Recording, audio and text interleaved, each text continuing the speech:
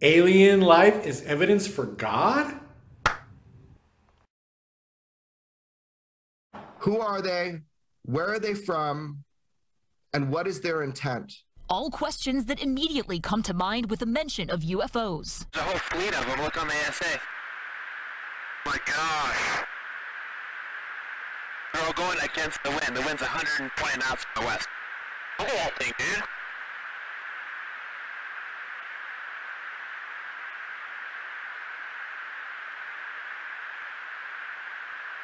That's not our LNS though, is it? It's not. That is an LNS, dude. Well, if there's like... Look at that thing. It's rotating. So earlier in 2022, the government finally declassified video evidence as captured by pilots in the field of actual UFOs. So we finally have evidence for UFOs.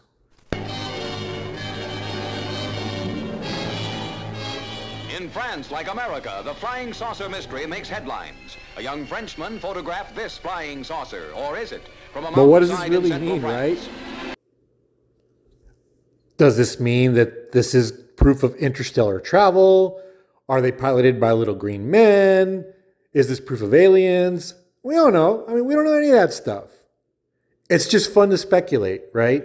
And when you get to UFOs, then the next conversation starter is, well, what about aliens?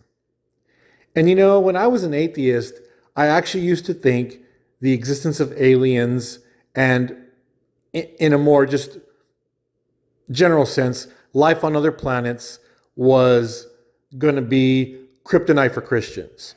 That it was kind of the nail in the coffin. Because, right, if you have life on other planets, if there are aliens, well then we're not special. Earth is not a special creation.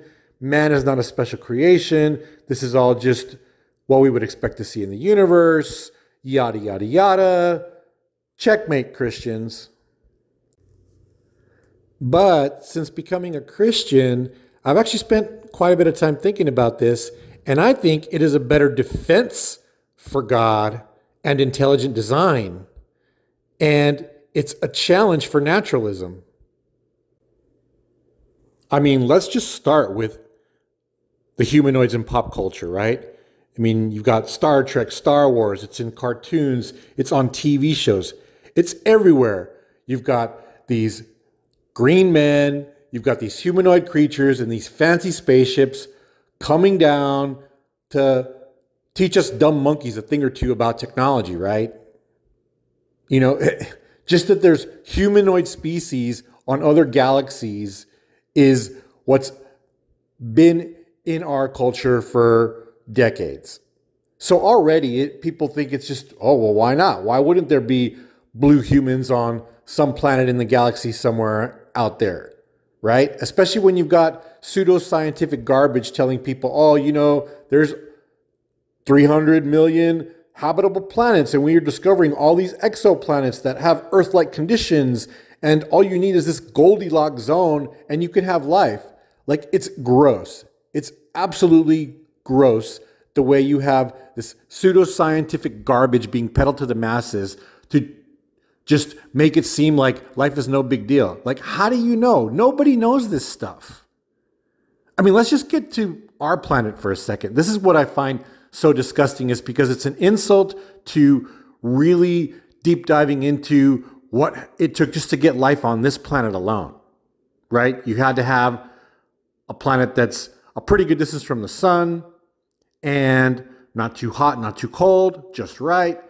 And then we have a moon that gives us the right tidal pull opposite the sun's gravity, right? So you got those things. And then, oh, by the way, we have amino acids that had to be on this planet. Like, how did those things get there? Nobody knows. And then amino acids had to combine spontaneously, because we're talking about undirected random processes, remember that, to just magically form a protein chain. Like that, nobody understands protein synthesis right off the bat. And don't let anybody try to convince you like it's no big deal. I can't stand when people just say this stupid statement like, oh, that's no problem for science. As if it's like reasonable, as if we know the answers to that. Nobody knows how the first protein chain was formed. But just for fun, let's just go with that. Okay, you got protein synthesis. Then you've got, boom, RNA, magic. And once you get to RNA, it's inevitable to get to DNA, boom, magic. And then DNA is actually a set of instructions to create a cellular structure that can self-replicate. Oh, but that's all just random, right? And then from there, what? Now all of a sudden you've got the single cell critter. What's that dude gonna eat? I don't know. There's no plants yet. Well, wait. We'll just have random mutation come up with bacteria and plants and animals. Okay, great. Here we go. More magic. Predator and prey. More magic. So to go from bacteria to Beethoven in order to believe in aliens now isn't this random thing. It's imminent. You are defeating the case for undirected random mutation if you believe in aliens because you're accepting that this is a logical progression somewhere else out there on another planet. And then, oh, by the way, let's not forget that we couldn't even just get to humans yet because dinosaurs were ruling the world 65 million years ago. And you know what had to take them out? A frickin' meteor. Yeah, that's right. A meteor had to destroy the dominant life on the planet. But just the right amount of dominant life. The little mammal critters still were able to survive. And then, now finally, you could get the random mutation and natural selection needed to get walking, talking monkeys that can ideate and create and come up with shelter and pyramids and statues and skyscrapers and planes, trains, automobiles and spaceships. And here we go now, interstellar travel. I mean, give me a freaking break. So yeah, all of that just on this planet. But that can just happen somewhere else. No problem, right? Okay. And as far as whether that's a debunk to Christianity because of the uniqueness of this planet, well, who's to say that Jesus can't hang out on other planets too?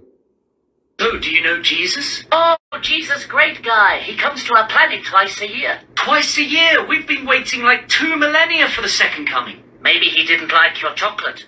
Chocolate? Well, every time he visits, we gather the best chocolate and give it to him before he leaves. Why? What did you do the first time he was there? Checkmate, atheists. All right, gang, that's it for this episode. If you like my content, please consider subscribing to my channel. God bless you guys.